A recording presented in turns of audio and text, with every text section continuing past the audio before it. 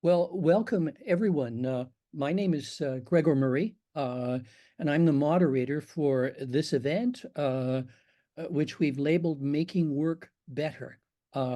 It's a joint initiative of the European Trade Union Institute and the CRIMT Partnership on Experimentation for Better Work. And we produced a thematic issue of the journal Transfer, European Labor and Research Review, in 2023.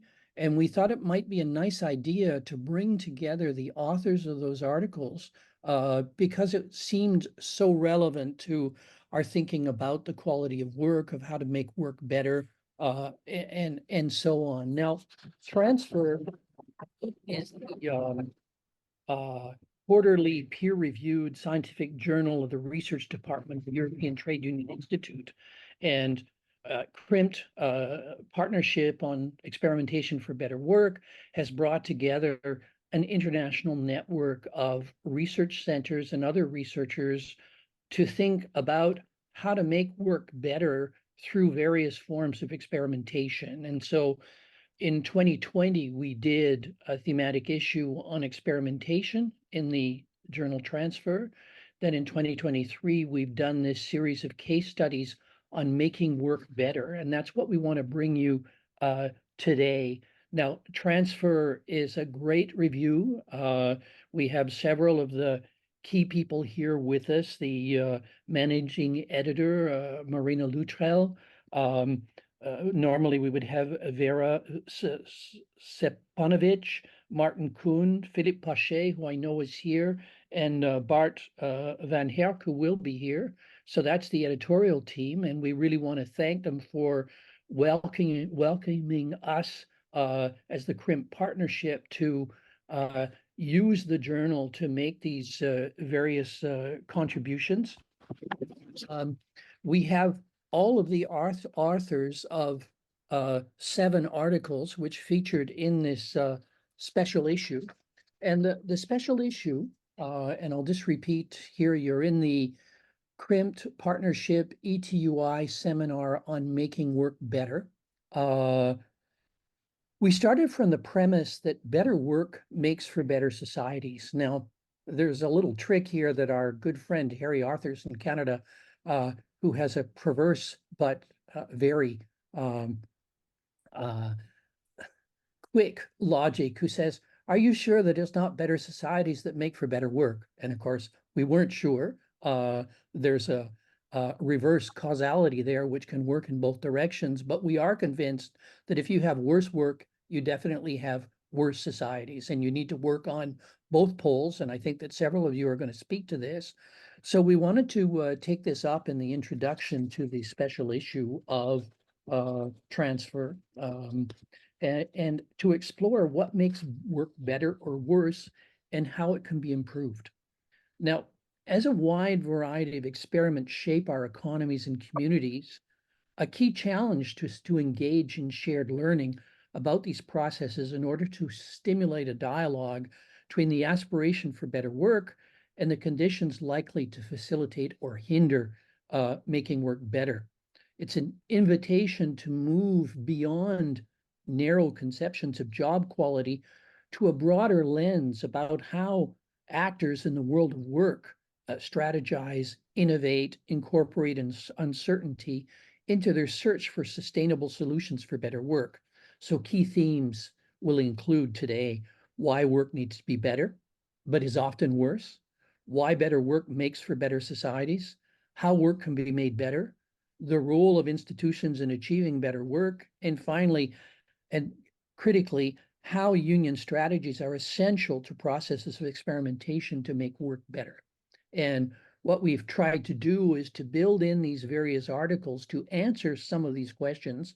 And I think that the authors will clearly be picking up what we're suggesting. Now, by better work, we mean productive, innovative, healthy, inclusive, and meaningful work where individuals exercise some degree of control and autonomy over their working lives and are free from undue uncertainty and risk to their health and well-being. Better work also entails economic democracy and citizenship as part of a sustainable and solidaristic vision of prosperity for all citizens and future generations. And better work relates to both the conditions of the work experience and the employment status and labor rights that come with it. However, the problem is that a very different picture emerges from the current era, and a number of you will speak to that because the discussion on better work is very often after decades of neoliberal experimentation, and as COVID put clearly into view, one of worse work. And that's what we're trying to address. So what we're going to do is we're going to divide the discussion into two rounds. A first one where people make a link between their article, their contribution, and this set of thinking about better work. And in a second round, we're asking the same authors to say, okay, well, what's one strategy that I can take away from my contribution or from my other research that helps us to move the better work agenda forward? So you can see that what we're trying to do is something both highlighting the contributions that the authors have made, but also drawing out some very practical implications. And we'll be continuing this in further publications. And after the seminar, for those who signed up, we'll be sending you some links that you can use and activate to follow this discussion. So without further ado, I'm going to go into the first round. And this first round, as I mentioned, is about how to make work better. The contributions that people have made. It's why quality of work or making work better is so important. And before we go into the actual contributions, we wanted to have a specific contribution from the European Trade Union Institute. And we have with us Agnieszka Piasna, who I think that we'll call Agnieszka the ETUI specialist on quality of work. And before I ask you, Agnieszka, to go into the how you wanted to develop your thinking on this issue, I just want to ask you, how did you come to focus? And I realize that you do a lot of different things, but how did you come to focus so much of your work on the quality of work?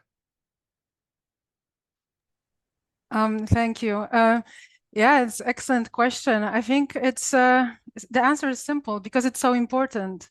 So I started looking at working conditions through the perspective of working time, work effort, but it all really should be considered jointly. No, different dimensions interact with each other, and the quality of work impacts so many other things. So it just not only impacts how we experience work, why we spend those, let's say, 8 hours on the workplace, but it extends into experiences with the private life, decisions about private life, about the life satisfaction. Then you said the better society. Indeed, the democracy at work translates into democracy in the society. So it is crucial. It is really the essence, as I would say, from the worker's perspective of how good or bad the job is that they have.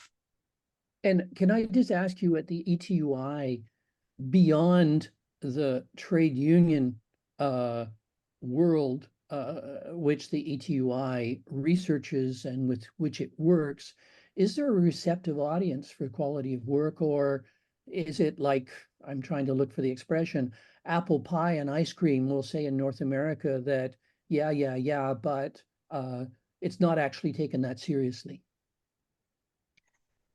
Well, that depends on the period, right? In the past crisis, the post-financial crisis, the job quality was considered an obstacle to recovery. So if it was of interest, perhaps on the policy level, within the European Union at least, it was how to, well, squeeze it a bit, lower the standards so that work becomes cheaper and then recovery is faster. So for some time, the interest was negative. But then, yes, the audiences are receptive, I would say. I think the consciousness or awareness of the importance of the quality of work has spread. Employers are able to quantify, that's what they want, right? They want to calculate how expensive it is for them to have poor quality of work with people in burnout or in sick leaves? Or is it perhaps better to have good quality of work, how far it takes them in terms of recruitment, in terms of the good image of the company, corporate social responsibility? So, well, at least it's not the negative interest, I would say now, but there's still a long way, and perhaps we'll talk about this today, from the interest or being aware of the issue of job quality to then actually acting on it in a way that gives us the good outcomes or the outcomes we would like to see. So I'm going to go over to the main question, Agnieszka, but I just want to remind all of the participants in this webinar that the webinar is the ETUI CRIMT Partnership webinar on making work better. We have hundreds of participants signed up from more than 50 countries, which generates the interest to this. And it's going to be difficult to take questions from the webinar participants, but you can use the chat to formulate comments or questions. And we have someone who's going to be, Nicola, who's going to be bringing those together and relaying it when it's a question. So just so everyone knows how they can participate in direct comments to the speakers. So Agnieszka, over to you. Why does better work need to be at the center of our thinking about job quality? Oh, thank you.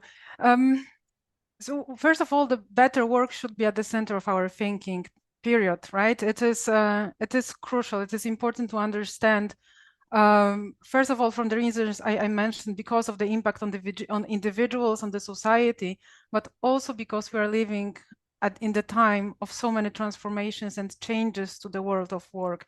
You mentioned them in the publication, so ranging from the digitalization, AI, financialization of the economy, individualization of the employment relationship, and so on and so on. There's just so many transformations going on, and they're developing in parallel, so that the outcomes in terms of work, the quality of work are immense and not always obvious. So we should definitely look at the consequences of those transformations. Now, whether how to approach this, whether it's job quality, better work, and how do we frame this discussion, I would like to make 3 points. And the first point is that the starting point, the very useful starting point, is the job quality. Now, what do we mean by job quality? These are the characteristics of working conditions, of employment conditions of a certain job. So we really focus on what is provided as a working and employment environment, how the work is organized, what the workplace in terms of social and physical relations, what it looks like. And that gives us a basic understanding of good and bad features of a job. Now, why I think this is really important as a basic starting point, because when we focus on a job, we don't relativize it to who has this job, who performs this, whether the person is young or old, whether it's a woman or man. We just really focus on the job and what this provides. It allows us to engage in all the debates of deregulation or emergence of new forms of work that sometimes are promoted on the grounds of fitting certain needs of individuals. So the justification of many of the regulatory policies that we observed was that some people at some stages of their life can get away with having a bad job. That was the premise behind the regulation in the 90s, for instance, bringing women into the labor market or some marginalized groups. Now it's the same with the gig economy. Well, there are workers who find it difficult to access good quality employment. Let's offer them gig work.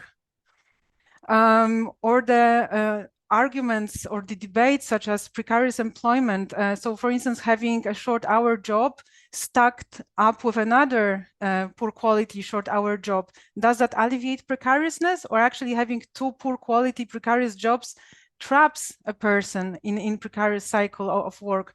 So I think job quality is a very good starting point to think about a job, what the job conveys, and putting other considerations, so to say, as a in the background. So once we develop a good understanding what the job offers, irrespective of who holds it or in which context it's performed, then a second point, These are the transformations I mentioned, and this is exactly what the issue of transfer is covering such wonderfully. Labor market is changing, the world of work is changing. So we need to adapt our thinking and measurement of job quality to the changing circumstances so that we are sure that we are still capturing the essence, the key characteristics of work, because they are not static. The job quality framework was also developed very much in relation to the employer. The responsibility for providing good quality employment was on the employer, was the other side of the equation. Now we have situations where this relationship is blurred, is hazy. We very well explained it in many of the contributions to the special issue. You have blurring of the boundary of the employment, blurring of the time, which is private, which is paid employment, of the place of work. Place of living becomes the place of work for many workers. Tools, whether it's a walkthrough or your private property. Risks are also individualized. So many, especially in the freelance gig kind of work, precarious employment environments, many of those categories don't necessarily apply from the standard employment relationship. So we need to adapt. We need to be in dialogue with the transformations that are ongoing to still be able to meaningfully assess how good is this paid activity, how good or bad, right? So what are the qualitative features of that?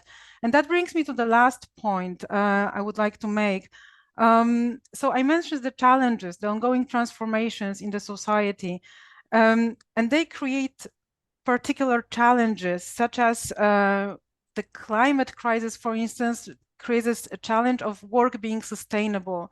So that brings us to the different level of evaluating whether a job is good or bad. It's more a societal level, it's more normative evaluation, not vis-a-vis a worker performing that job necessarily, but towards wider society, whether this type of job that we create, they contribute to our broader goals of having sustainable, ethical, inclusive, and so on labor markets.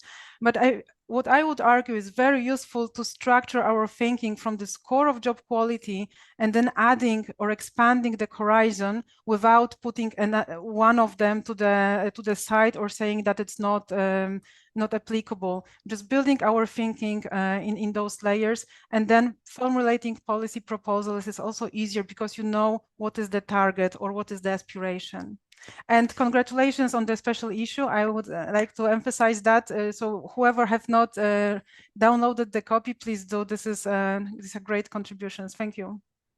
Thank you so much, Agnieszka. And that's really interesting about zeroing in on the characteristics of job quality, addressing transformations, and then picking up the challenges which help to move us from a narrower conception of job quality to societal issues about sustainability, ethics, and a whole lot of other aspects. And of course, you're preaching to a converted audience here because we all put work at the center. Not everyone else. Some see it as an obstacle, as you say, rather than a means for people to fulfill and enrich their lives. Now, we're going to move on to the first of the contributions to this special issue. And we have, on behalf of the team of Nicolas Roby, Christian Lévesque, myself, and Dalia Gesualdi-Fecteau, we have Dalia who's going to speak initially. Now, Dalia, I just wondered if you wanted to, this is the quick question, pick up on anything that Agnieszka said and said, yeah, right on. I think that that's especially important. Thank you very much, Gregor. And I'd like also to thank the interpreters here today that allowed this meeting to be in both languages. Thank you for all your work. And I'm sorry yet again for how fast I will be speaking. It's something I try to work on, but not easy in all times. So thank you, Gregor. Thank you, Agnieszka, for these opening comments. So I'd pick up on two quick things that Agnieszka said.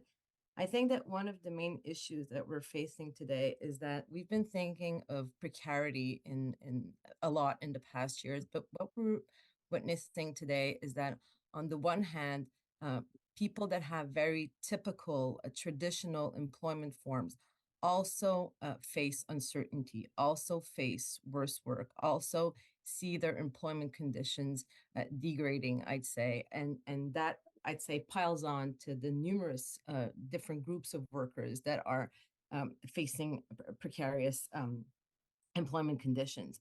I think that another key thing that Agnieszka said, and that really this issue of transfer really feeds into, is how actors are reacting to what's happening, and how we have to be attentive to how actors, different sets of actors, trade unions, the state, but also individual workers and different social society groups, how actors are reacting to what's happening for better, but also for worse, and how we have to be attentive to different, very, very local initiatives that can be thought of not just from a local perspective, but also should be thought of as great initiatives that could impulse and redirect the way we think better or worse work. So that would be my initial comments for that. Thank you, Gregor. Great, Dalia. And the other speakers, be forewarned, the moderator loves to ask you questions about what the person just before you said. So you have to zone in and not zone out. Otherwise, you have a high degree of risk here. Active listening. Je suis totalement navré que j'ai pas parlé de l'interprétation. I'm sorry, I Et didn't si mention vous the cliquez sur interpreters, l'interprétation but en if bas you de do l'écran, click on Dalia a the souligné que nos interpretation interprètes travaillent fort button, et, well, you will realize how the vous interpreters facilite are la working, compréhension. and So I just will want to try and do their best emphasize in order to that facilitate the there debate. is a globe at the bottom of your screen. Normally, if you click on that, you'll have access to the interpretation in one language or the other, and you can have the original language in both cases if that's an option for you. So, prière de choisir l'option qui vous convient. So, Please, up to you choose the to option that choose suits the you best. option And go back that you to prefer. Dalia, and say, okay, the coordinators of this issue wrote a piece which is at the outset of the special issue. How does that contribute to our thinking about making work better? Okay, thank you, Gregor. So I think that to start off with, I think that the goal of the contribution is really to provide a dynamic and multi-dimensional conceptual tool to think about better and worse work. And I'd say, moreover, the trajectories that lead to one rather than the other.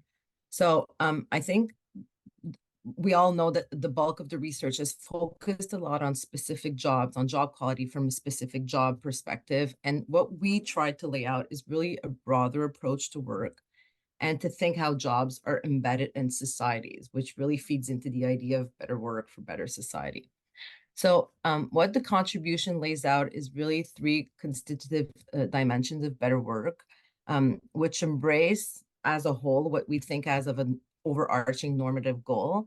So the idea here of the framework is really infused with these democratic ideals, as better work is not simply a set of procedural rules, but rather a process that intertwines democratic ideals and equal access to opportunities. So on these three dimensions, the first dimension is obviously the allocation of social risk, as better work, opposed to worse work, should ensure the physical,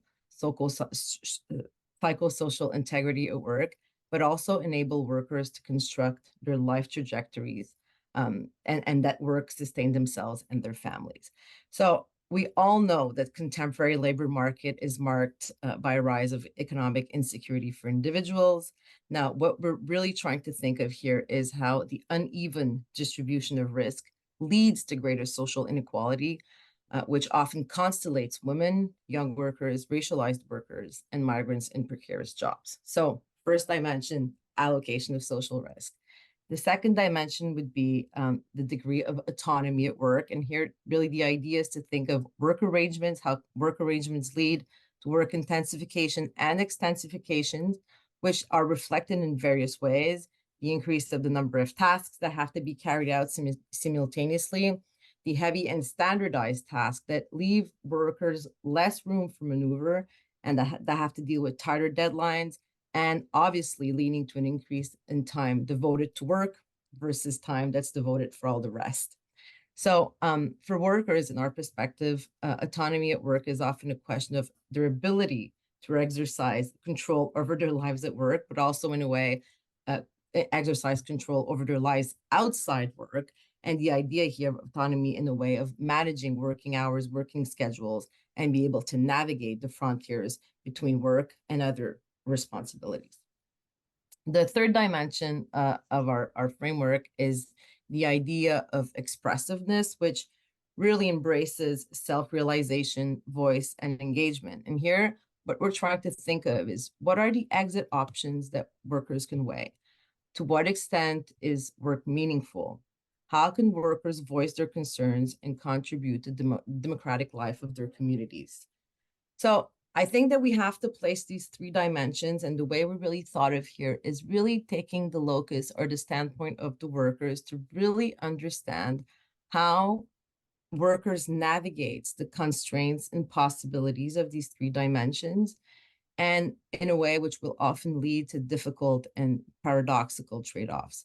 So just to give a few examples, in a way, some workers will be willing to give up part of their autonomy or expressiveness for greater financial security. And for others who will value greater autonomy or expressiveness will be exposed to greater risks.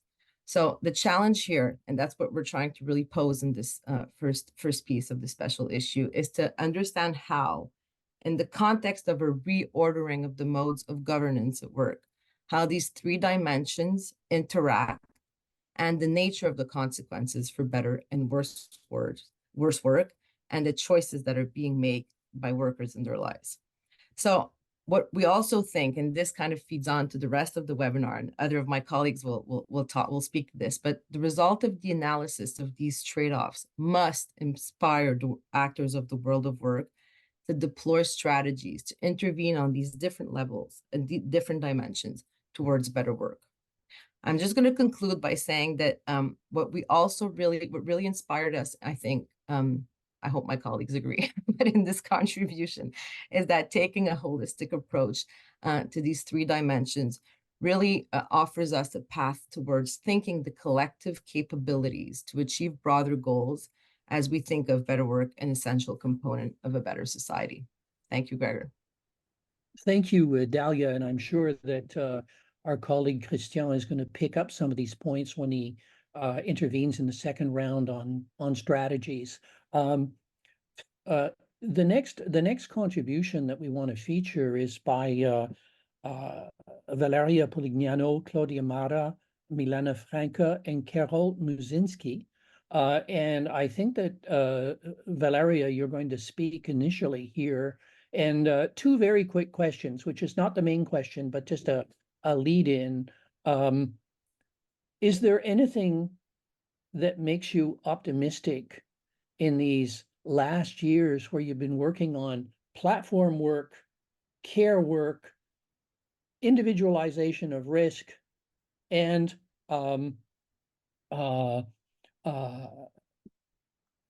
that's it. All of those individualization of risk, all of those different elements. Is there anything that makes you optimistic that work can be made better and not worse? And as I say, that's not the main question, but just an easy lead in.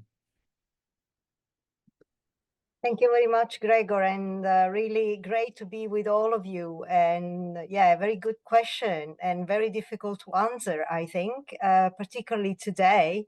If you look at what is happening in the European Parliament, and I know that Claudia will elaborate a bit more on that.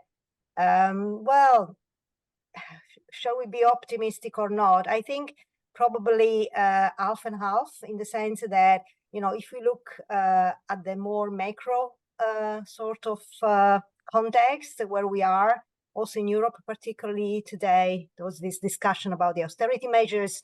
So, you know, this brings a bit of kind of not very nice positive thinking about what will happen in the future, perhaps.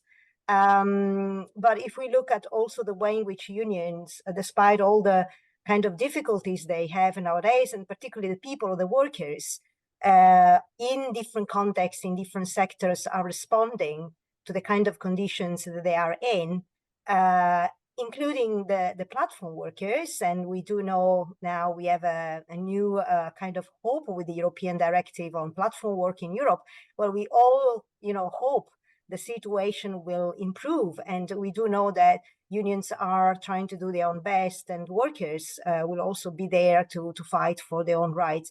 But I'm a bit kind of not fully positive, but I wish that situation will certainly improve in the future. Well, actually should improve. Otherwise, we lose. Everybody will lose in society. We lose a battle, really. Right, and thank you, Valeria. So apologies to ask you a hard question at the outset, but we know that the glass is always 1/16 full. So we have to look at the bright side here, but also how to construct from this, because it's as if you say that that children's nursery rhyme, Humpty Dumpty had a great fall, and can we put the standard employment relationship back together again? Perhaps not, but we then have to do something else, and that's what we're struggling with. And your article is a brilliant example of that, in the sense that I ask you, tell us a bit about the article from the four of you, what it seeks to do and how it advances our thinking about making work better. Thank you. Yeah, so I will try to link and to expose a little bit what our article does and how perhaps can contribute to look a bit more or to link to the quality of jobs. So, well, first of all, let me say that this is an article which in fact focuses on, and one of the most important dimensions that Dalia just mentioned, which is the risk. And the risk dimension of work in a particular context, which is in fact a context of the platform work. And specifically within platform work, we look at one particular sector, which is the care sector in platforms, which is, quite interesting and important to look at. Now, why it is important? Because, in fact, we do know that the advent of digital labor platforms in, can say, new, but also all sectors like care, within the economy requires particularly researchers, ourselves, and policymakers also to question what is the impact that this new mode of labor organization has on workers' livelihoods and also job quality. And, although advocates of the digital economy claim that labor platforms offer innovative solutions for labor market failures, multiple studies have already pointed to the degradation of the working conditions in platform work. And here in our article, we look at one, we think, perhaps relatively not so much looked aspect, which is the aspect of unpaid labor, which we conceptualize not only in a traditional way, which is socially reproductive labor, but in a kind of new way in terms of looking at the time and effort which is dedicated by workers to perform tasks which are part of their own jobs and job characteristic, but which, for whatever kind of reasons, these people are not paid for. Now, our article, we think that offers an kind of in-depth account of the forms and conditions of this unpaid labor in the care platform economy. And what we argue in our article is that the quittances of bad work, representing a crucial aspect of the risk characterized by the growing precarity of working lives under platform labor regime, is something that in fact we have to look at. Now, how this contributes to the debate on job quality and platform works, we think in different ways. Well, first of all, our study illustrates how in the care service sector, workers commit to unpaid labor and also to this kind of circle of worse work, or bad work. And why they do that? What are the causes of this? Well, first of all, we point to the business models of platforms and the ways in which they, in fact, hamper the working conditions, particularly the access of worker to client informations and also access to jobs. Now, just linking back to what Agnieszka was mentioning at the very beginning.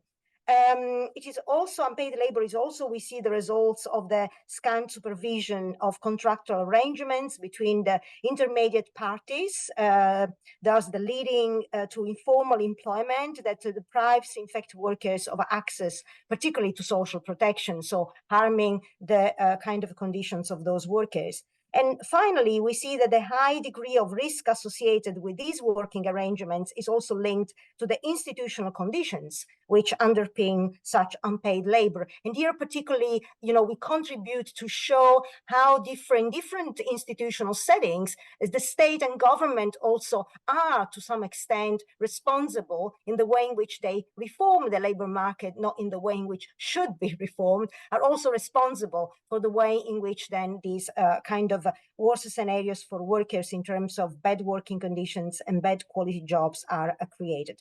So to conclude, where platforms operate across national borders and should be taking account of the diversity of family policies, the failure to adapt to specific national regulations further accentuates informal working arrangements, as we show, which are detrimental, in fact, to the workers using these kind of platforms.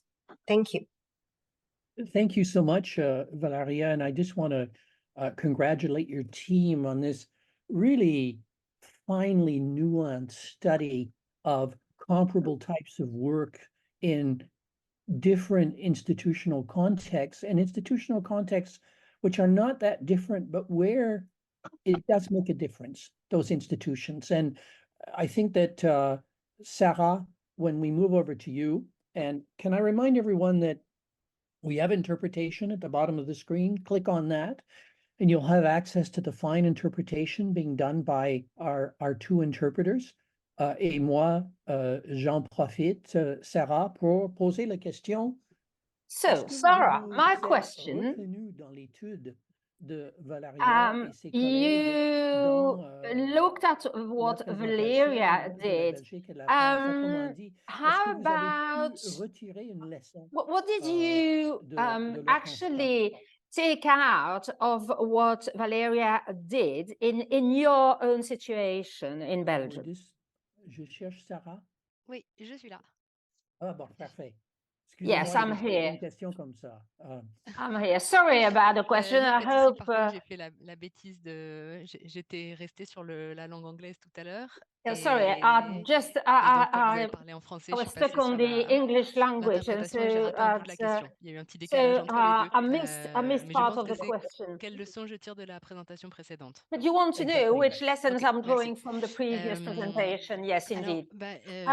Well, c'est vrai qu'on a des contributions, je pense, I think that the contributions that we heard up till now se complètent, are complementary, because I totally share what has been said about the fact that risks for people working on platforms have become individualized. But we have another type of research. Of course, we have to look into the situation of our workers, but we also want to know how the administration reacts. At state level, at the level of the local government. And the main lesson I draw from what Valeria talked about will be my concluding remark. So, well, how about that for a teaser? But our contribution with Dominique and Emilia, but unfortunately they are not with us today, but I'm sure they will be joining other seminars. But our contribution aimed at looking at what people do when their mission is to improve the quality of work. And yes, work is deteriorating, as the previous speaker said. We've got this neoliberal policies. We've got the deterioration of the working conditions. We call that Uberization. We've got a massive outsourcing of work on platforms. But what we are looking at is how the various actors, social actors, can improve the quality of work. And who are those actors? Well, labor inspectors, for example, or social insurance companies, or people who collect the fees that companies should pay, and sometimes they do not pay those social contributions.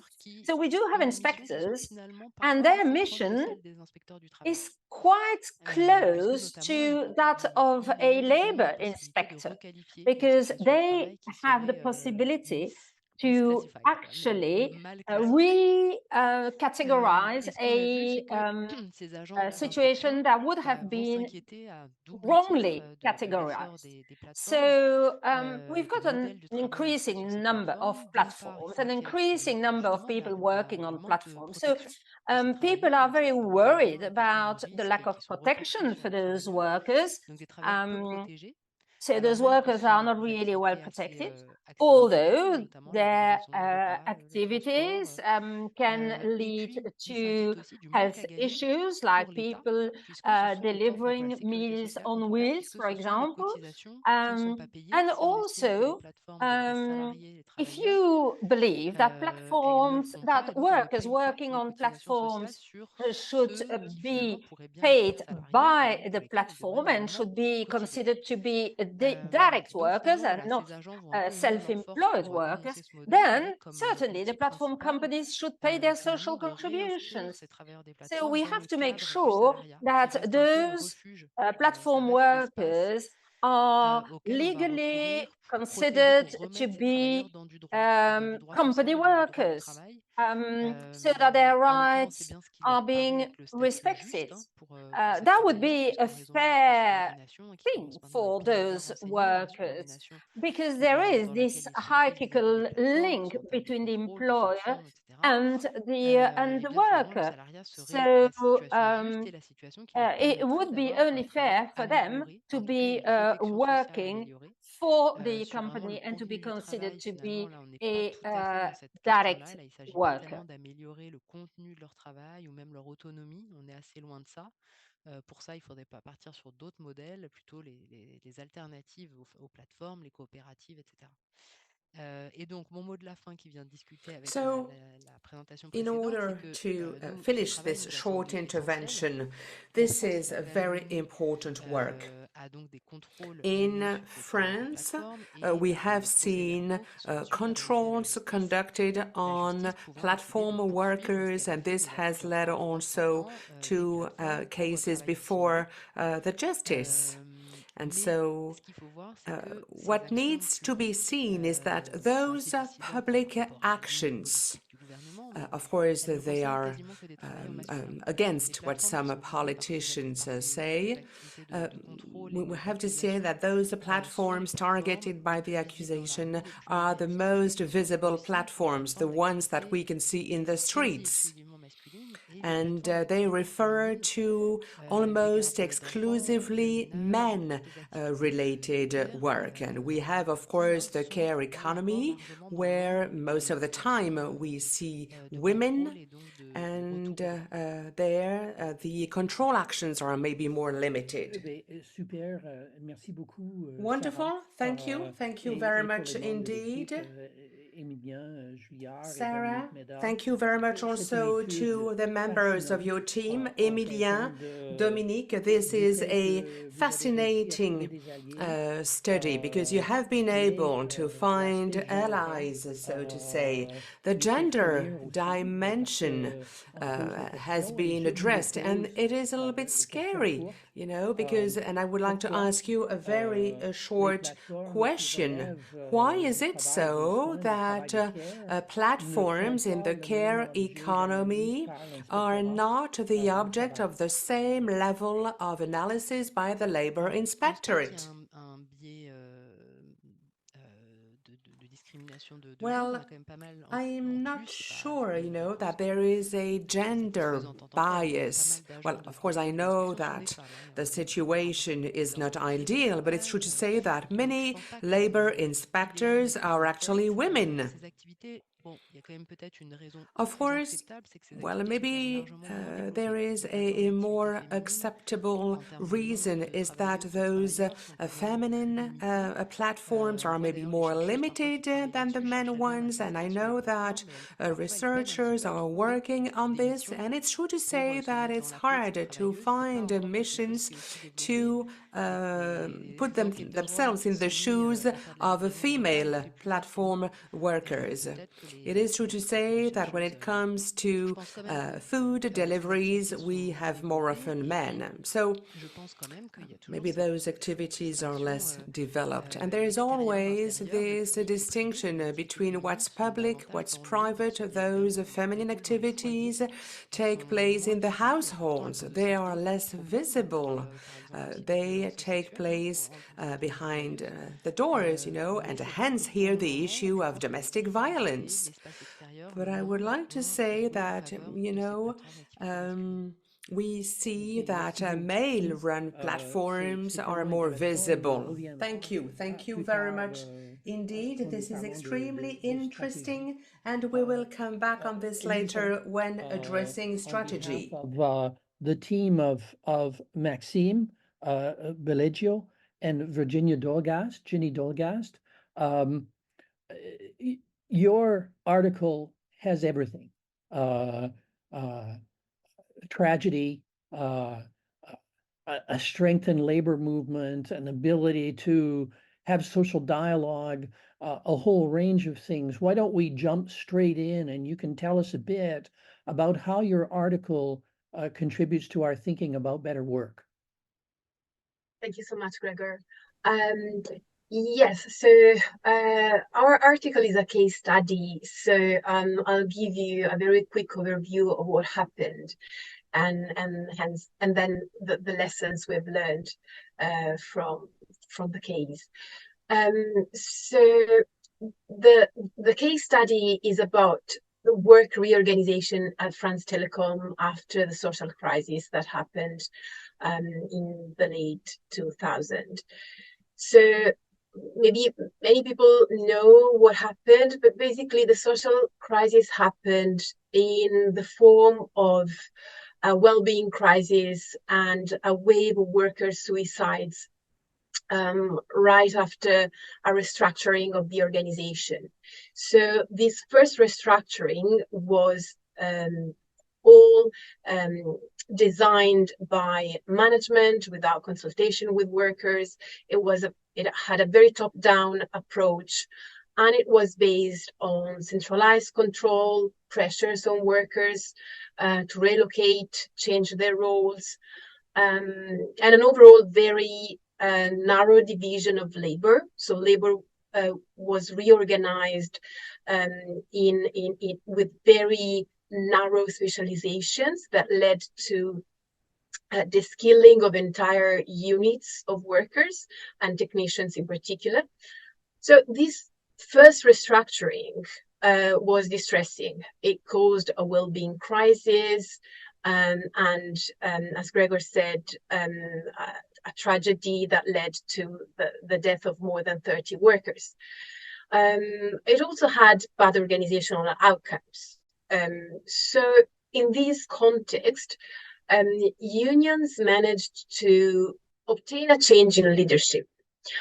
So we have covered this process in another article, which I will touch upon when we discuss the strategies later on. But our article in Transfer, in this special issue, is about the new arrangements that were institutionalized after the social crisis to support collective worker voice,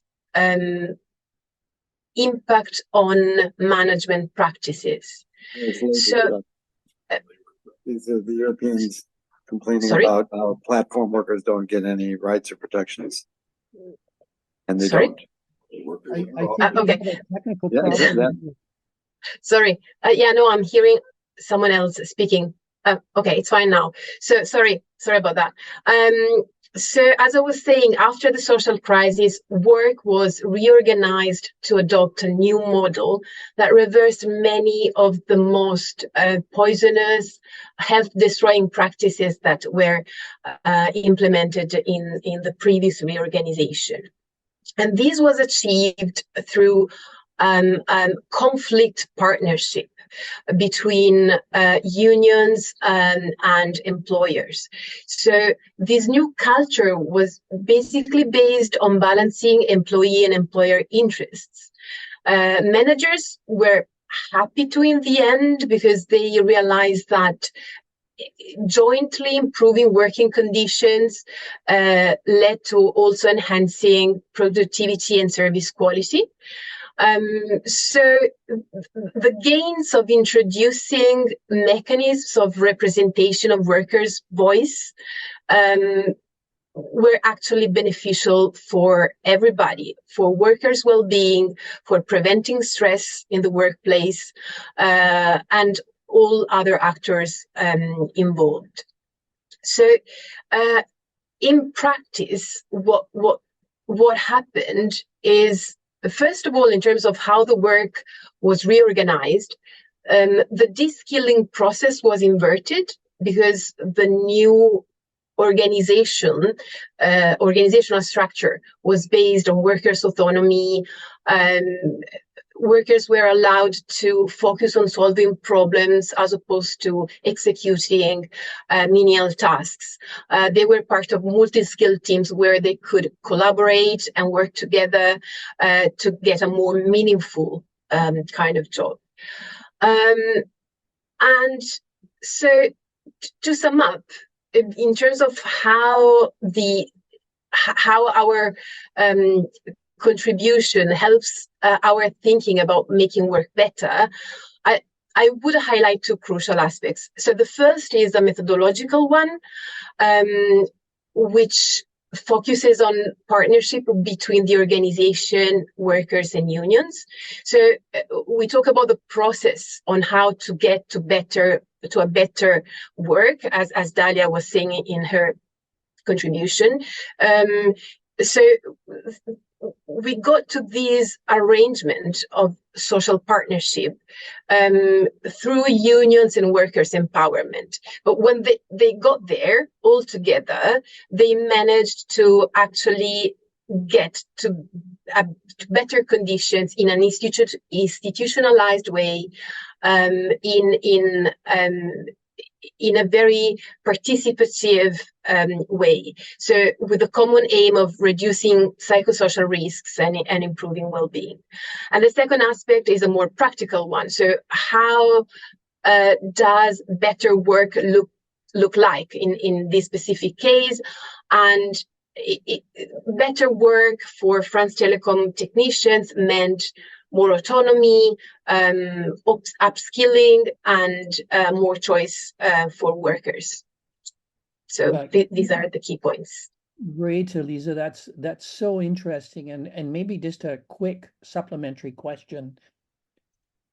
Is this a set of circumstances that a union or a group of workers could replicate in another context? Is there something that we can take away from your case that say, look, what they were able to do, if you do A, B, C, and it will never be identical, this could lead to better work? Well, I would say yes. Of course, this was a very peculiar situation in which unions were able to increase their power because of, as you said, the tragic element of this specific case. But I think that organizations, not just unions, could learn from this case, because what they got in the end through this social partnership were also better organizational outcomes in terms of productivity, satisfaction of customers, and this was achieved just by giving unions and workers voice, and also giving more space to those managers who were more willing to prioritize well-being of workers, because they knew that this would lead to better long-term outcomes. So I would say that including and enhancing voice mechanisms within organizations could be a very good step in this direction. Can I just quickly add to that? I think the original paper that we wrote, which I guess Elisa will also talk about later, focused on these different actions that unions took to try to publicize and to create a shared understanding of the problem within the organization. And that's, I think, one of the implications for unions. So I became interested in this case because I was working on a project for Uni ICTS on worker well-being and burnout and call center and stress. They asked me to write a report, and they used it for their Global Call Center Action Month, really around some of these themes. How do we develop a shared discourse of what management is doing is directly connected to the burnout and the really bad health outcomes of workers, but that's also connected to poor performance outcomes.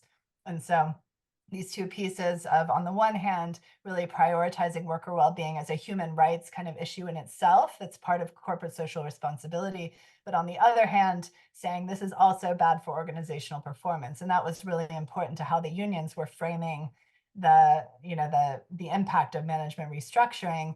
And that also became an important part of the solution, that we can come together over more mutual gains type approaches to work organization that both have this explicit focus on well-being as, legitimately an outcome of the organization. But on the other hand, it's something that contributes to a different model that can also be a competitive model that helps improve customer service and the quality of the work that we're doing. Thank you so much, Virginia Doellgast, who's also one of the authors of this study. And I really want to emphasize how interesting these different contributions are and what you can take away from them. We're going to move on to the next contribution now by Nicholas Hammer from Leicester University in the UK. And Nick, my short question is, despite your youthful demeanor, you've been working on value chains for quite a long time. Has this work led to better work? And I'm not asking specifically about apparel chains right now, because you're going to speak to that next. This is a good question. Thank you, and thank you for the CRIMT and ETUI team. You're asking whether it has led to better work in the UK or in general? Just in general, because you've worked so long on everything from commodity chains, flour chains, construction chains, apparel chains, all kinds of things. And I'm just, when you look at these, honestly, decades of research on value chains, can we say, yeah, it's managed to move the dial forward on some aspects of better work, or not? And then we'll get into your actual contribution to the special issue. Yeah, I think there is there has always been a discourse about the civilizing role of globalization, and in that sense also of value chains, as arguing that as companies, regions across the world are drawn into the global economy, that leads to a kind of a reverse trickle down of better standards and processes. But I think that it's very difficult to prove that has been the case. It's probably more the contrary. And I would certainly say that's from the chains that I've looked at.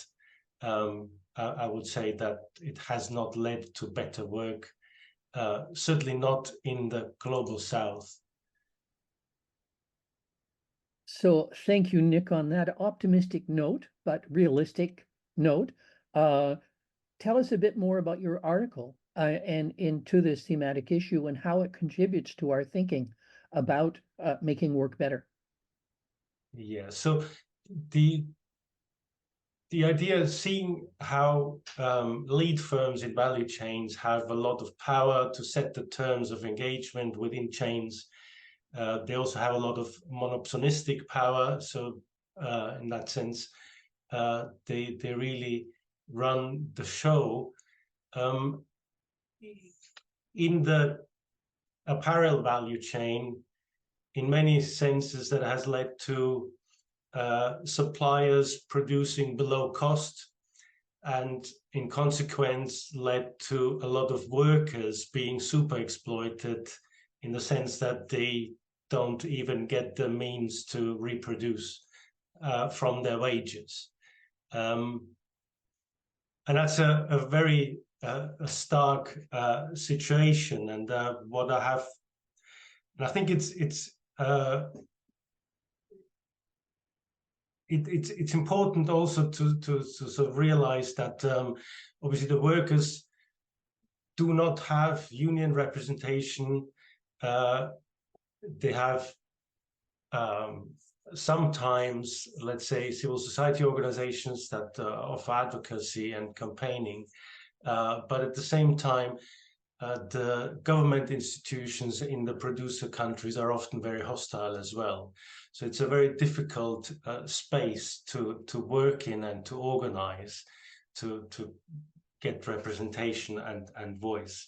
And what I've been interested in, starting from a case in the UK, where there has been a boom in, counterintuitive boom in garment production from 2008 onwards, probably for about 10 years. I was interested in how the competitor countries look like in Eastern Europe as well as in Northern Africa, and to what extent they have been able to upgrade in economic senses as well as in social respect. And I've looked at data from 1995 to 2020, so a 25 period. And in a sense, the results are as stark as I started in the introduction to first question, that companies in those countries have not been able to increase their market share and their unit costs at the same time. So there's always been a very stark trade-off for them in an economic sense. And at the same time, any gains could not be sustained. And on top of that, any gains always occurred at the cost of social upgrading. So that has always been bought at the expense of declines in real wages or jobs. And that was for a set of countries in Eastern Europe that are part of the European Union now, and then countries where a lot of the offshoring, the nearshoring has occurred to Turkey, Tunisia, and Morocco.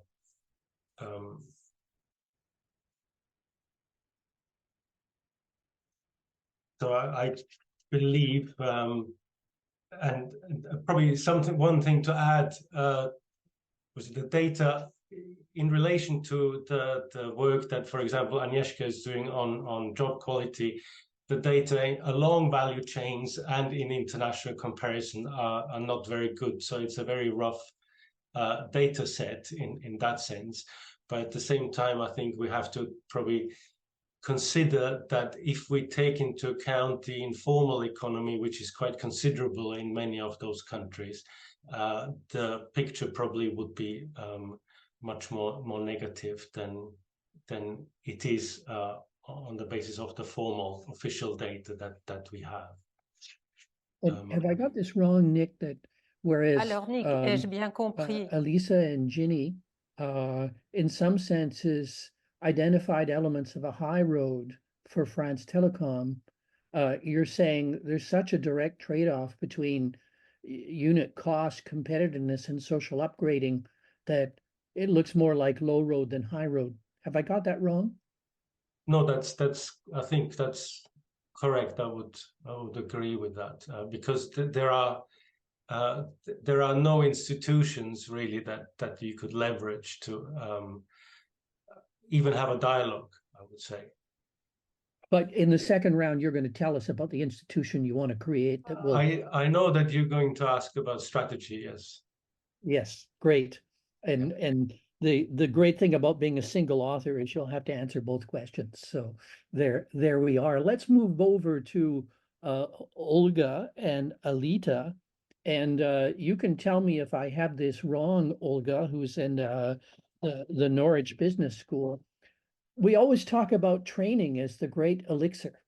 And my takeaway, and you tell me if I've got it wrong from your piece, is for a lot of unemployed young people, no training is better than crap training. I think that's nicely put. Yes, I think you're right. We see training as almost a panacea for lots of things. And I think probably in the policy arena, the way training is incentivized, particularly in the UK, it becomes a numbers game often, and not so much about the quality. I'm thinking about the user. So yes, I would agree on that summary. Well, let's go over to your article between you and Alita, and tell us a bit about the article and how it contributes to our thinking about better work. And there are so many interesting aspects to this article. Brilliant, thank you. Yes, so this article focuses in on training and trying to understand or unpack a little bit more about how training might be a pathway to better outcomes for individuals. I suppose in doing that, there's some caveats in that we're using a survey. It's a Understanding Society survey, which is a UK British household survey. So it has the advantage of being able to provide representative longitudinal data with around 57,000 individuals that we track over 10 years. But it doesn't have the nuances, of course, then that a qualitative piece of work will have.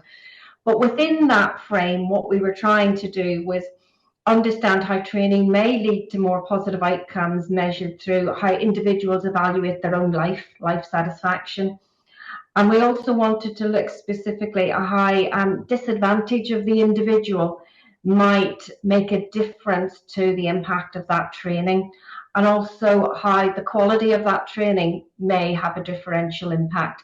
So I think in sum, really what we were finding was that the disadvantage, if you can unpack training a little bit more, then we know that those people that end up often in poor quality work tend to have multiple disadvantages.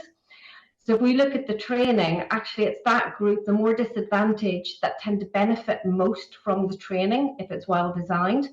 So for example, we had long-term unemployed had some of the biggest boosts to their life satisfaction from accessing high quality training. The same for living in disadvantaged areas of England. There's a really interesting one with the disadvantaged areas. It's a new metric that's introduced in government data sets, and it looks at only in England at the moment, not the other 4 nations of the UK, but within England we can find the most deprived areas and break them into different quartiles.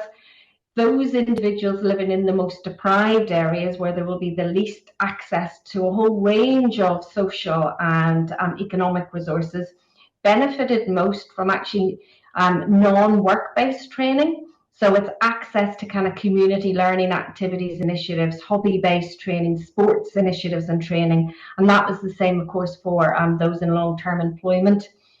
So one of the takeaways I think from that is much of the work on training and life satisfaction, or training and job quality, focuses on work-based training or job-related training.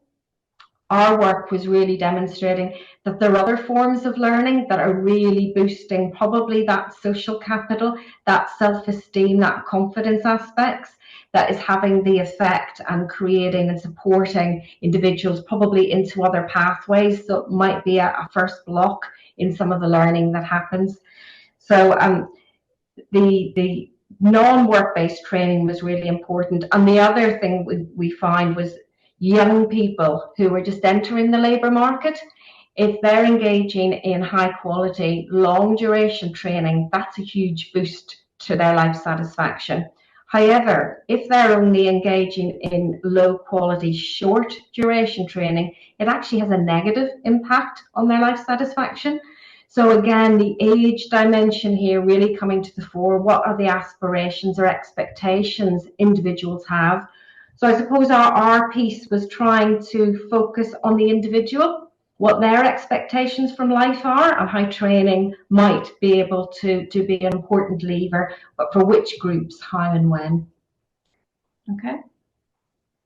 Super. That's really so interesting, and it adds a dimension to our attempt to broaden out job quality. It's not just better societies that make for better work, it's better lives that make for better work. And in this sense, flushing it out as someone who recently saw the Ken Loach film on the Old Oak, which is about such communities and the role of solidarity in this. And there's a lot of life learning skills that come out in this. Not that that's the key focus, but you're taking huge data sets and pulling out really important insights. And I think that it's interesting for everyone to think about how to make work better. But we'll come back to that. Now, the last in the series of articles that we have from the contributions to the special issue, and not the least, is by Gerhard Bosch, who is currently waiting for a major conference to begin celebrating an anniversary of collective bargaining in Germany. And if I reduce your article to one equation, Gerhard, and you can tell me if I've got it wrong, just transition requires extensive collective bargaining coverage. Have I got that wrong? Yeah, no, this is absolutely true. It requires high coverage by collective agreements, but it requires also retraining. And I liked very much, you didn't ask me the question, what I drew from Olga's contribution. I expected this question. Hey, Gerhard, what did you get from Olga's contribution? Yeah, okay, thank you for asking me this question. Well, I think it's absolutely important to look at the quality of training. And after the Hartz laws in Germany, the quality of retraining deteriorated, and we had a lot of I would call it fast food training, job application in 2 days, and this did not help the workers at all, and it destroyed their confidence. And it had a negative, even a neutral or a negative impact on job chances and on wages in future. And the second point, which is very important, we have so disadvantaged groups which are not used to learning, that with standardized formats of learning, we will not succeed.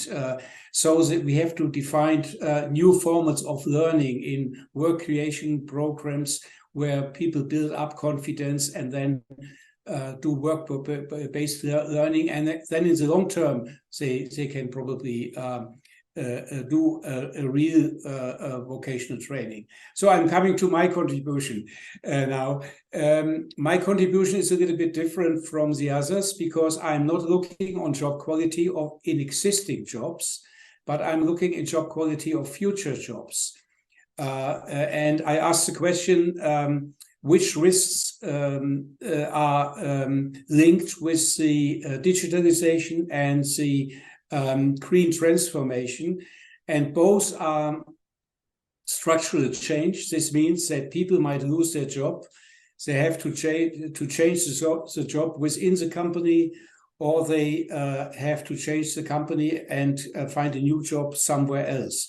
So I developed a kind of matrix of risks, and it's quite clear, if you have an inclusive employment system, then all these risks can be mitigated. There can take place retraining within the company. You have a well-developed system of lifelong learning financed by the state or through contributions to the unemployment insurance.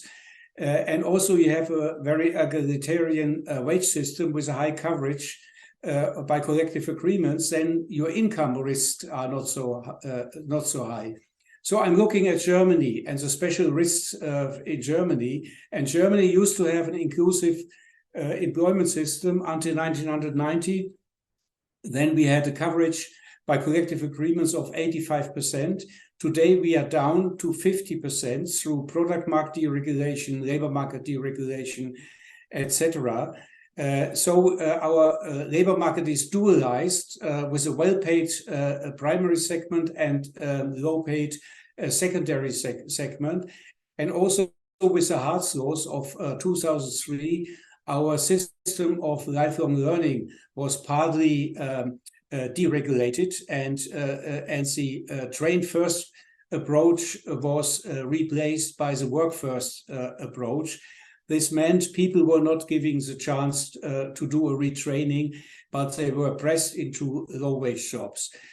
So when you ask a German trade unionist, a German worker, a German works councillor in a big manufacturing company, what do you expect from the transformation? The first answer will come, oh, I'm afraid that I lose the job here and will end up in a low-paid job in the secondary segment of the labor market. And of course, if blue-collar workers are the losers of the transformation, they will probably vote for populist right-wing parties who deny climate change, and the transformation is blocked. So if we really adjust in transformation is important for making the transformation really happen and viable, and not being blocked as you find these signs in many countries. So what is important? The first thing, it is important to mitigate the risk of not being trained for the new job and then end up in a less skilled job with less autonomy, etc. And I described in my article all the reforms in the last 10 years in Germany, which are more or less a reversal of the Hartz reforms in retraining. And we really have quite progressive reforms. And concerning lifelong learning, the initiatives came from the trade unions, the Social Democratic Party, and the Greens. And now we have a clear priority of training to fast placements in labor market policy. And we have inclusive reforms in our grant systems, also for people who are above 30 years. This was opened up to people up to 45 years to get a grant and a loan for individual initiated retraining. And the unions at company level, they have strong resources, and the works councillors for in co-determination, and they really can use these resources, these legal resources of co-determination, to bring through a more proactive personal planning. The problem was that in the past they didn't use these resources very well. And there's a new tendency of the unions to sign so-called future-orientated collective agreements in companies. And these are agreements on a kind of extended co-determination. And there are parity commissions between employers and unions, which deal with the risks, the future risk, and organize early retraining and extend vocational training, etc. So this is really an important change of trade union policy in the direction of proactive policy. And the last point are the income risks, and there I cannot tell the same story as for retraining, because the income risks in Germany are quite high because of the dualization of the labor market. And until now, there is no sign, no indication that the decline of collective bargaining will be stopped. And probably in the next round, I will talk a little bit more on reforms, how to increase the coverage by collective agreements and which instruments may be useful. Thank you. Thank you so much, Gerhard. And if we wanted a palpable demonstration that no work or worse work makes for worse societies, you've also demonstrated that. So we have the causality moving in multiple directions here between Yes. better lives, better societies, better work, and worse. It's all there. And I have a takeaway here. And of course, we as academics love this. It's incredibly complex, which is true, but that doesn't really help us. And we wanted to make this webinar something which is more practical. We have to take account of the complexity of the challenges, but we've asked each team of authors to come up initially with one strategy, one policy. On a demandé à chaque équipe de formuler une stratégie, so each team had to formulate a strategy or a policy in order to feed the debate on the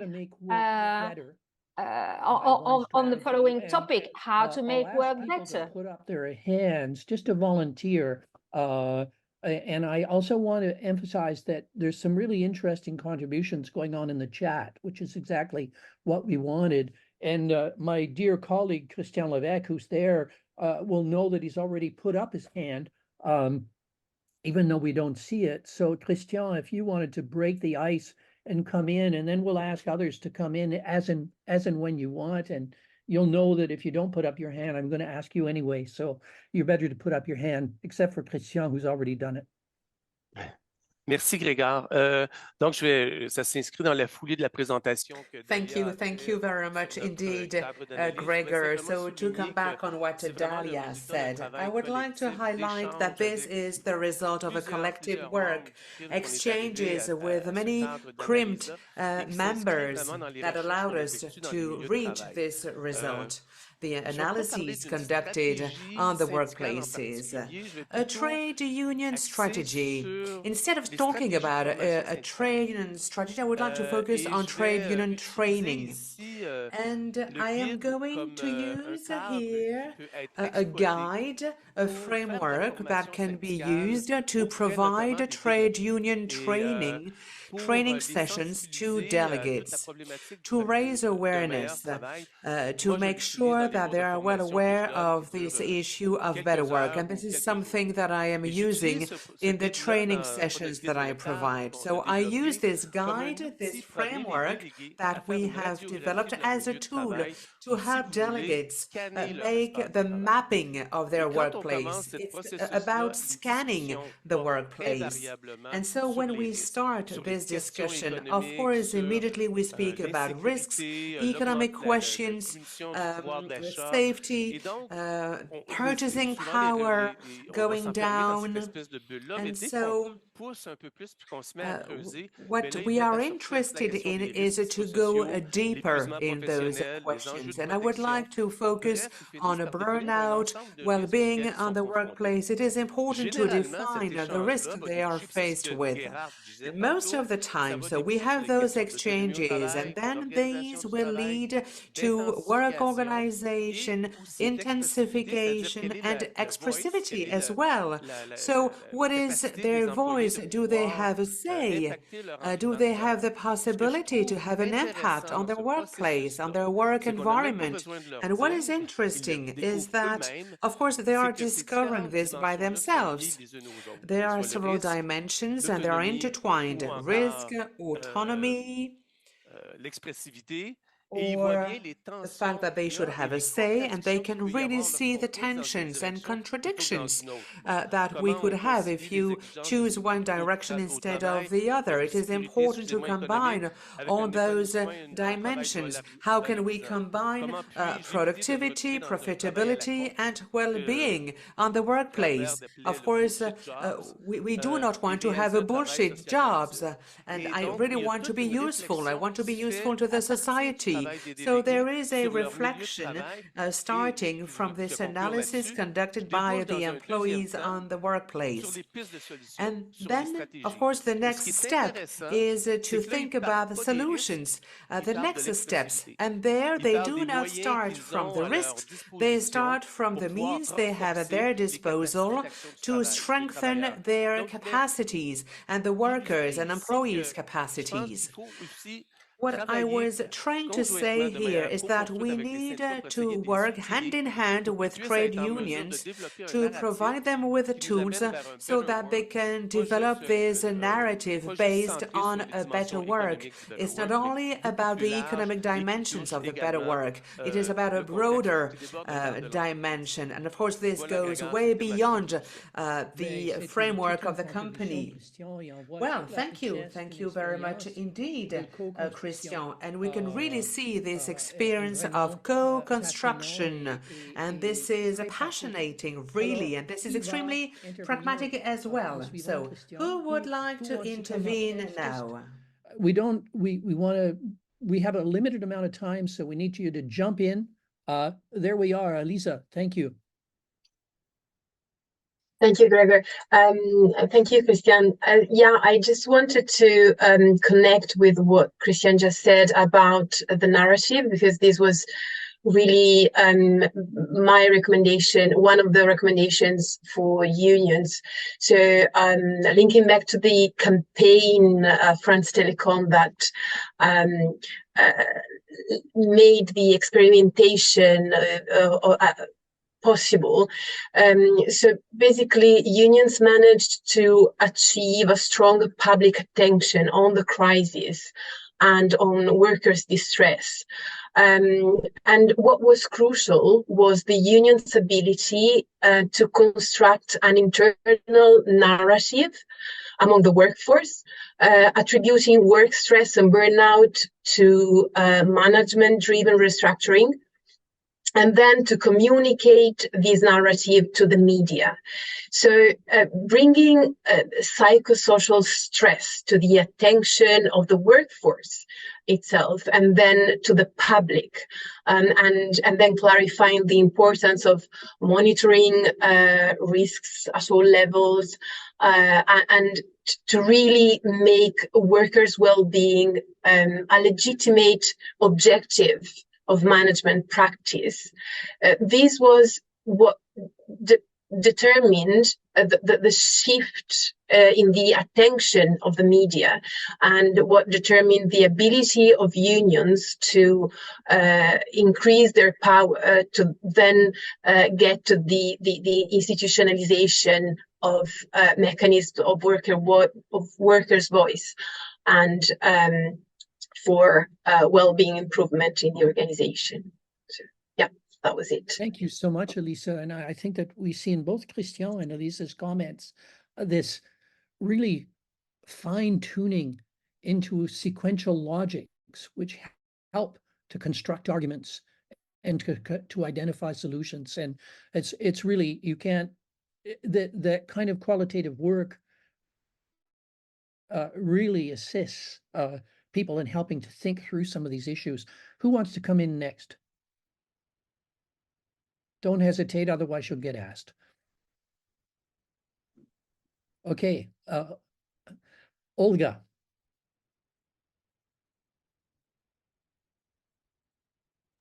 Sorry, just finding the mute button. Far too many buttons.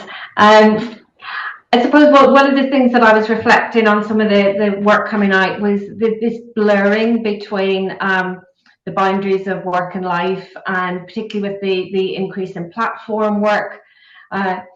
So I think one of the things that might be really interesting, and we're doing a little bit more experimenting in the UK on it, is more place-based strategies. So a much more conscious awareness of the place in which the disadvantage and the nature of that disadvantage. So the strategies are tailored to those areas, and there's collaborations between the employers, the community groups. And given how powerful those community groups can be in, as Gerhard was saying, supporting those social skills, sometimes that readiness to work, or readiness to learn, or readiness to engage in lots of other things, that actually strategies see community and social prescribing as a legitimate way in which job quality can be enhanced, life outcomes can be enhanced. So taking a slightly less transactional approach, I suppose, to skills development and quality of skills, and more inclusion of community groups in place-based strategies. So I'll throw that in the mix. Thank you. It's great. And Olga, it's clear that you should have been a geographer, and any geographer here will say place-based strategies, yes. Gerhard. Yeah, I described the dualistic German labor market, and this is not only Germany, but many other countries have dualistic labor markets. What are the best strategies? Yes, it's the increase of coverage by collective agreements. You can easily see if you look at Sweden, Denmark, where they have a coverage of 80–90%, the income differentiation is much lower, and the risk if you change a job is also very much lower. So I can give you some technical solutions how to do that, but this is not sufficient. We also need a political answer. In Germany, the unions fought for minimum wage for more than 10 years, and they only succeeded because it was they developed a narrative, a convincing narrative that on the bad impact of low wages on life quality and society, etc. They developed alliances within the society with churches, community groups, etc. So the result of this campaign was the minimum wage. The minimum wage did not come as a technical solution. And now the same has to be done with collective bargaining coverage, which is more difficult because the minimum wage is probably a figure of €8.50 or $10 or $12.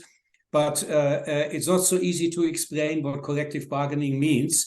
But the unions are now trying to construct a narrative and win partners in society. And the narrative is on inclusiveness, on reducing risk of mobility, creating the acceptance of the transformation, etc. And I think this narrative is absolutely crucial. And since we have the minimum wage directive in Europe, many other countries, which sets the aim that all countries have to develop action plans to increase the coverage by collective agreement to 80%. All other European countries are confronted with the same problem. So we have to develop a European narrative on the importance of collective bargaining. And then, of course, you also need technical solutions how to do that. The easiest way in Germany would be extension of existing collective agreements to whole industries. This is completely blocked by the Employers Association, since it has to pass a committee, our National Collective Bargaining Committee, and both sides have the same number of votes, and the extension is only accepted if there's a majority in favor. And since the employers are always voting against it, there is no majority within this structure. So we either need independent chairperson or we need another rule that a majority has to reject the proposal. We do not have a political majority for changing this. But in the new coalition agreements, there's an agreement on a collective bargaining compliance act for federal orders.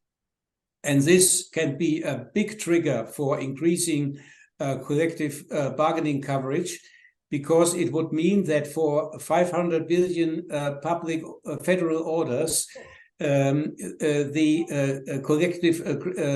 collective agreements have to be respected, like in the US prevailing wage laws. And we are expecting for the draft of the law. It was announced for last autumn, and I wrote this in my article, but it has not been published until now, since obviously the government has not agreed on this. But this is an important strategic step. Thank you so much, Gerhard. Really interesting. Nick Hammer. Thank you, Gregor. I sort of was triggered by the two previous speakers. So Elisa and Maxime and Ginny's paper Elisa mentioned the role of appealing to public opinion, and in a way that always has been an important element in campaigning within global value chains, appealing to consumers, and the fact that they don't want products done through child labor or other forms of exploitation. I think to some extent it's obvious that this approach has its limits. The other strategy, to some extent, I was thinking of, and when Gerhard mentioned that the need to look for political answers. And what we've seen in many countries, also lately from the European Union level, is efforts to develop mandatory human rights due diligence procedures and frameworks. There's lots to be discussed. There's lots of devil, I think, in the detail. In a way, it's an effort to establish some form of playing field. I think, in my view, it reproduces a lot of the problems that private standards and their private compliance models and social auditing models have, and in many ways, certainly in the European version that has been agreed, I think 2 weeks ago, a lot of that comes through. It has been weakened quite significantly compared to the draft that the Parliament had proposed. I think what have been interesting strategies that trade unions and civil society organizations have produced, in contrast to the weaknesses of those models, is to look for enforceable agreements. So we're looking at examples that, for example, we can find in the Bangladesh and what's now the International Accord. In the UK, the unions and civil society organizations also have pursued an enforceable brand agreements for the sector, coupled with bottom-up organization, which I think was an interesting strategy.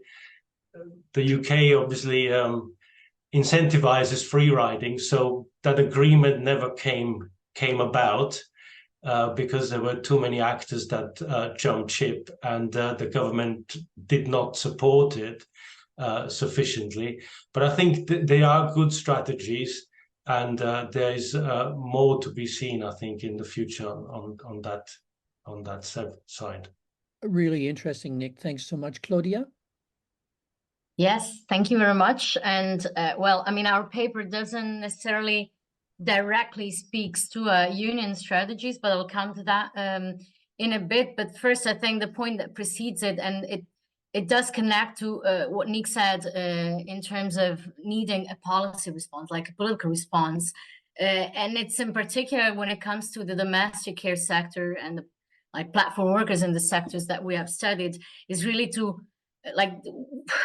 we really want to flag up this need to make the platforms comply with the regulations that already exist in the domestic and care services. Because this is the first way to improve the working conditions of workers who access work through platforms, but still perform a kind of work that is regulated in the countries like France and Belgium that we studied. And in a way, following up on what Sarah was mentioning before, it is true that there is often a bit of more attention on other forms of work in the platform economy, such as the food delivery riders, for example. One reason for that is, for example, that domestic work is by definition in private households. So it's not a collective form of work that is in the way the labor process is organized.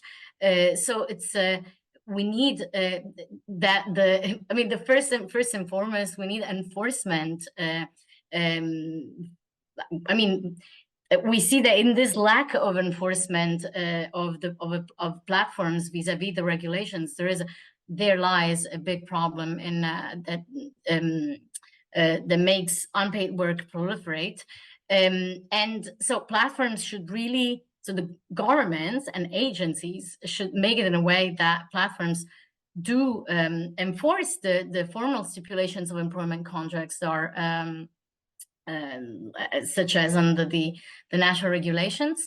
But this leads then to a second recommendations that we have, which is that in these sectors are already regulated, we said, although in very different, rather different ways between France and Belgium, which are the countries that we studied.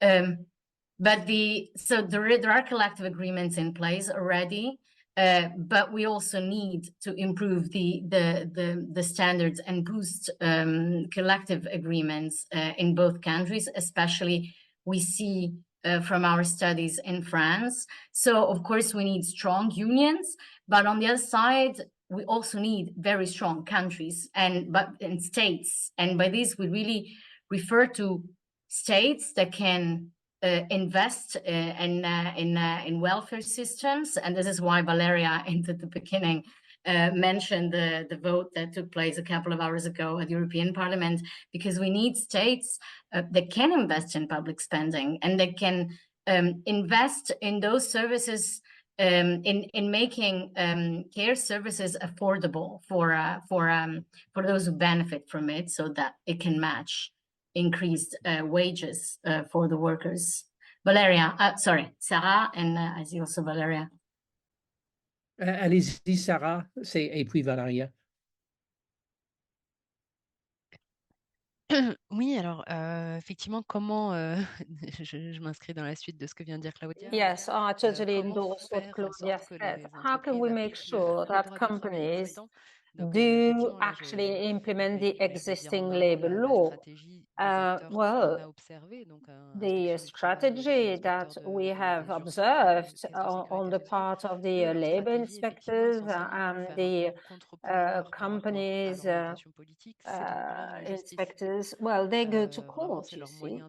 That is their preferred response. In France, the trend is to advise and support, but here the position was to say, okay, we'll go to court and we'll penalize those practices. But going to court doesn't mean that we have to overlook the mission or the role of the unions, and that's absolutely crucial. I mean, let's be clear. If we want better jobs, you know, and quality work, we need the unions. I mean, they are the ones who are best qualified to do that. I mean, they are very close to the workers. They can do that with the labor inspectors or the controllers who can and will actually resist the political pressure they are under, are those inspectors who are unionized themselves, you see. Because without the unions, I mean, yeah, well, you don't have as much strength, do you? At university level, we have a mission as well. We've got to make sure that working conditions, when they are difficult, should be analyzed. And we also have to go against this narrative that we can see now, you know, that's all against the unions, and it discourages young people from being organized in a union. So we have to be a counterforce to this kind of narrative. Merci beaucoup, Sarah. Valeria. Valeria. Yes, well, I'm really very happy to hear what Sarah said, and also thanks to Claudia for shedding, you know, light on what our contribution says. I just wanted to add two things. I think I fully agree that the role of the unions nowadays is very important. That is particularly important in these sectors like care, domestic, whatever, which in fact are invisible. Now, going back to the question, Gregory, you posed at the very beginning, I mean, yeah, in fact, the hoping that the unions will be able to raise the working conditions and particularly the wages in this particular sector is very crucial. Because just to give you an example now, Nick before talked about, linking to the paper of Ginny and colleagues, the appealing to consumers. In the care platform, this doesn't work because consumers don't have money. They are actually armed themselves and they go on platform to buy services which are cheap. Just to give an example, I mean, so I was talking with Claudia this morning. The lady that comes here time to time to clean, she takes Uber taxi because they are actually cheap and she cannot afford to take a normal transport. She doesn't have a car. So these are the conditions under which these workers, then at the end, they end up working for platforms and, just doing very strange kind of things in different sectors. So I think it's important that unions really, reinforce their own capacity. This is really crucial, the role of the unions and what they can do today, particularly under the conditions we are facing. So I just wanted to shed light on these. Thank you very much. Thanks a lot. Thanks so much, Valeria. Over to you, Agnieszka. We're pulling back to the beginning, and we'll let people know that we're moving towards the end of the webinar with some fantastic contributions. Agnieszka. Yes, thank you. So I'm impressed by all the suggestions and strategies that came out from the research presented in this volume. What I would like to add is perhaps the overall message of the demands or actions of unions. And what surfaces from my experience and my research in particular on working time is that being clear about objectives. So why is it that the demands are formulated and put forward? That helps to strengthen the message. And what I'm talking about is the business case versus the worker well-being or the worker interests. What I've noticed is that certain leaning towards justifying the demands by saying that also benefits, so achieving better quality of jobs on certain dimensions, that would also benefit businesses. There is an attempt to prove that it's this positive outcome for everyone. There's a win-win if we improve job quality. I mean, that's interesting. That might come from social actors, that might come post hoc as an evaluation of the measures undertaken. But I believe that it helps to achieve better outcomes for workers when the message is clearly formulated. We strive for instance, for working time reduction or for employment contract because that serves workers. That improves their well-being, their experience of work, then they can have better lives, we can form better societies, but it is to improve their conditions of work. It's not to make them perform better, to work more intensely, to be more productive for the employer, because then the matter of then who benefits from more productive workers, no? And that's quite often the employer. We see the financialization of the economy. So the gains are channeled somewhere else, and it's the union's voice that can say, wait a minute, this is the worker that should have a participation in the gains generated. So I would just put this on the table. And my experience for working time reduction policies was indeed they are much weaker when it is based on the business case. And then the productivity, 100% productivity achieved with reduced working time, that just leads to then businesses realizing, okay, if we can squeeze more work, more productivity in shorter time, why should we even employ full-time workers? We can just resort to some zero-hour contracts, mini jobs, or whatever. So it really needs some solid underpinning of well-being and of quality of life. Thank you.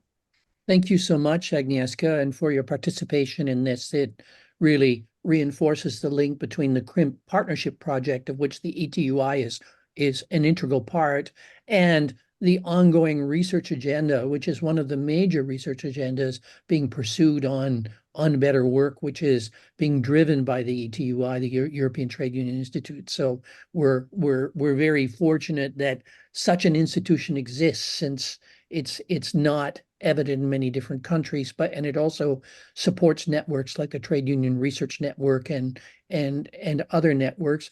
on that, I'd like to emphasize that another one of those networks is the CRIMT Partnership. And at the end of October this year, and we will send the information to everyone, we'll be having a conference on work on the brink, strategies for resilience and making work better. On aura une colloque à la fin du mois d'octobre sur le travail dans tous ses états et on vous enverra la paire la communication. Yeah, we will have a webinar on work on the brink at the end of October. It will be in a hybrid form, so you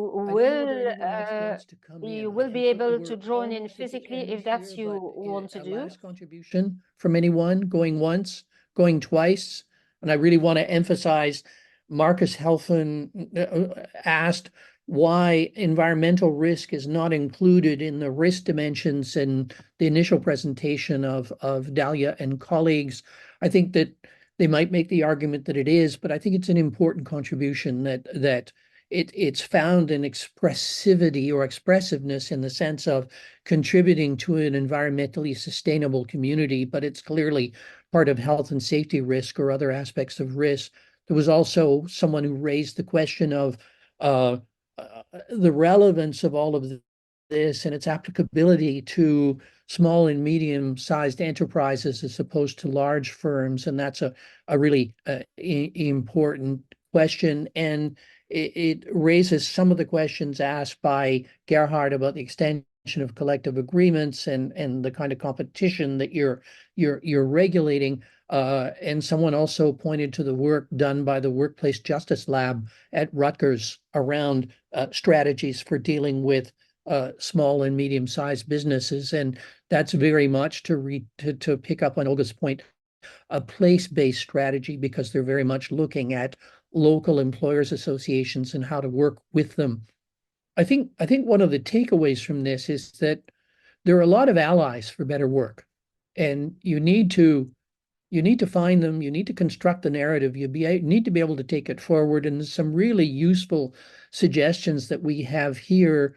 I think one of the points at the inception of the CRIMT Partnership on Experimentation for Better Work was a frustration with the social science research that it was published and perish, or it was published and move on. So there wasn't enough dialogue between the work being done and talking to each other. And part of the motive behind this kind of webinar, thematic issues, other kinds of activities that you can organize, is to get the research talking to each other. And I think that we saw some of the benefits of this today. Vous avez vu plusieurs des avantages de faire parler les contributions des uns et des autres. Well, I think that's the idea behind this type of seminar, is for researchers to be able to talk to one another. Absolutely brilliant visual done by our colleague Nicolas Roby with his 3 tarot cards of risk, autonomy, and expressiveness, and how we bring these together. You'll be dealing your tarot deck this evening, but adding lots of other things, and we'll be continuing our thinking about better lives, better societies, better work, and in what order, and how you construct that on the basis of some of the suggestions being made. And I really encourage everyone to go and look at transfer. It has a lot of interesting issues, and in particular, clearly, the thematic issue on making work better, because we think that there are some really dynamic contributions here. And we wish to thank all of the contributors for participating so willingly in this exchange. So thanks to everyone, and see you again soon. Bye-bye.